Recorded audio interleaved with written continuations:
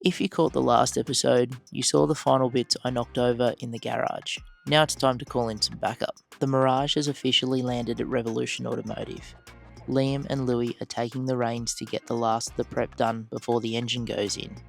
Fluid management, tidy up, finishing touches. The stuff that really makes a difference when we fire it up for the first time. Meanwhile, I made the trip down to J&J Precision Engine Reconditioning to meet up with Jack, the man trusted with building the heart of this thing. Jack's got years of experience building everything from street setups to full-blown race motors, especially JZs. But he's jumped on board this 6G75 project and I couldn't be more stoked. First step was decking the block, getting everything true and ready for assembly. Then we moved on to balancing the crank, dialing in the rotating assembly to make sure this thing can handle revs and stay reliable. It's the kind of work that takes patience and precision, the small details that make a big difference when you're chasing performance. Here's some footage of the block being machined and the crank going through the balancing process. And then we'll jump in with Jack to hear a bit more about what goes into building a serious time attack engine.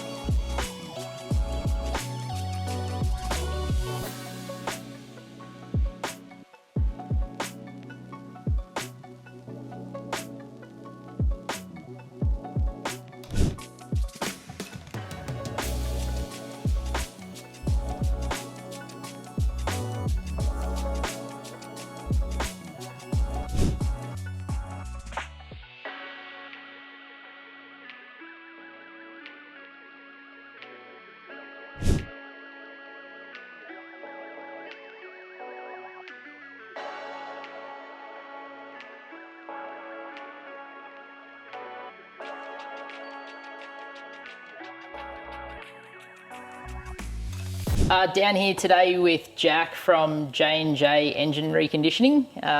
Jack and I have probably been chatting for probably about 10 months on and off a little bit. On and off, yeah, it's been a process. Yep, in regards to this build. So there's been, as you guys probably know, there's been a bit of a strategy change. We were going to do just a second-hand engine and put it in the car, but all the second-hand engines we were getting were a little bit tired. And bit rubbish, yeah. So needed to find something that was going to work. Yeah, 100%. So we've decided to go with the original block, and then we're going to throw a bunch of different parts at it. So some forged pistons and rods and some main studs.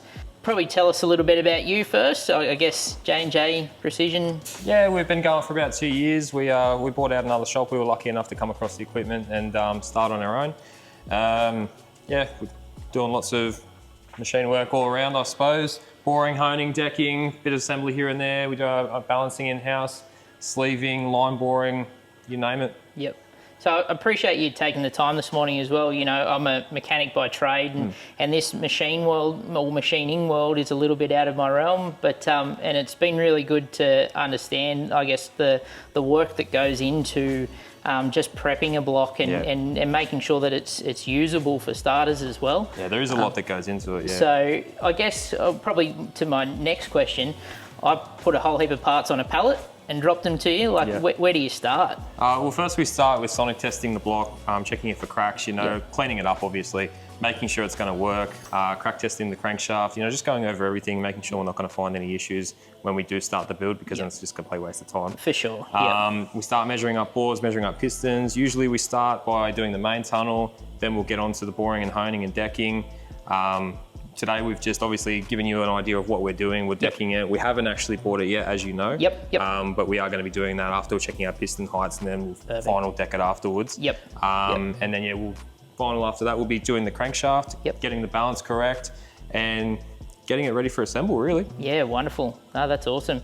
So I guess, this morning we've had a look at decking the block, and it looks like it's come up pretty good. So yeah, it's come up pretty good. I didn't want to take much off, as you know, because we will maybe have to redeck it again. Yep. Fingers crossed, but right now we're looking really good. Yep, no, that's awesome. That's awesome. So the 6G70 platform, you mentioned you'd done some of these before a little bit? We've had heaps come through. Yep. So yeah, there are a few that we've done in terms of machine work only. I think maybe I've put 1 or 2 bottom ends together in the past. They're not super common. They're not like your JZs and your RBs. No, they're fairly unique. Yep. So yeah, I mean, the setup had to refresh my memory on the setup on the grinder, unfortunately, as you saw this morning. But that's okay. We got there eventually, and yeah, they're not too far off other motors. You know, every motor's got its similarities, and this one we just had to work a little bit harder on. No, that's good. So I guess, you know, obviously once you're getting those main, like the rotating assembly, you know, dialed in, like where is it to from there? Like, you're putting in pistons and then checking clearances? Well, after everything's cleaned and everything like that, then yeah, we set it up and we'll check our main bearing clearance, we'll check our conrod bearing clearance, you know, end float. So it's pretty much going to have to assemble the whole engine once to check everything, then to pull it apart and go through everything again, give it another clean, and then do the final assembly. Like sometimes you might put the motor together 3 or 4 times before it's actually ready to go together. Okay. See, all the stuff that I sort of, you know, I thought in the performance world anyway. For sure. No, that's cool. No, that's awesome. You mentioned the torque plate before. So what is that used for? So the torque plate pretty much just replicates the clamping force of the cylinder head. So I'll actually show you while I'm going over here.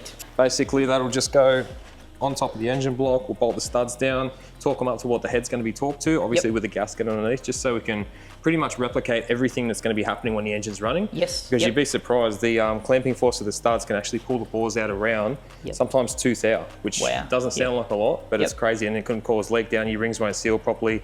It could run into all sorts of issues, especially when you're chasing every ounce of horsepower you can. Which we are, Which you are, So we want to make sure it's all... Reliability and horsepower, 100%, going in together. So we just want to make sure it's all right. So we use a torque plate for that. Probably about 90% of the things we do here are torque plated. When we get to things like big diesels that run crazy amounts of clearance anyway, and all those things, I mean, it's not super critical, but performance-based stuff, even anything like just from small block Chevs to little 4Ks, really, we'll put a torque plate on anything. For sure. And so in regards to, you mentioned clearances, so clearance-wise for something in this application where it's going out, it's doing 5 or 6 probably really hard laps. You know, it's going to spend a little bit of time on the dyno to get itself where it needs to be in regards to tuning. So, you know, is that something that you'd generally make the clearances a little bit bigger, allow for more oil volume, etc.? It depends on a few things like boost, NOS applications or anything like that. Something that's going to be revving really high for a long period of time. The piston manufacturer gives you a recommended clearance based on what they've designed the piston off. So we will work with what we know as well to give you that optimal clearance. And obviously I'll communicate with you. For sure. Always communicating with everyone on that sort of sense. And and that'd be sort of the same token in regards to the, like, obviously bearing clearances as well? Bearing clearances, it also depends on like the oil and everything like that. A lot goes into it. So we work all that out in-house. I give you a spec sheet on what I've set it to if you really want to. And well, that's one of the things that we were going to talk about in regards to what oil and whatnot. That's correct, so we'll go through all that at the end anyway, and we'll sort it out. No, that's awesome. No, mate, I appreciate you taking time out of your day to show me through it, and it's been a massive learning curve for me, because this is a world that I've never lived in. So being in a mechanical workshop, you sort of don't get experience. You just send your head off and it gets machined or a block, and then you get it back and it looks all pretty. So you don't see the kicking and swearing in between. No, so appreciate your time again, mate, and we'll definitely we'll be back down and we'll have a bit more of a chat, and we can go over a little bit more of the stuff that's gone into it. Awesome. And get some video and stuff. So looking forward to it. Awesome. Thanks, mate. Thanks, Shay.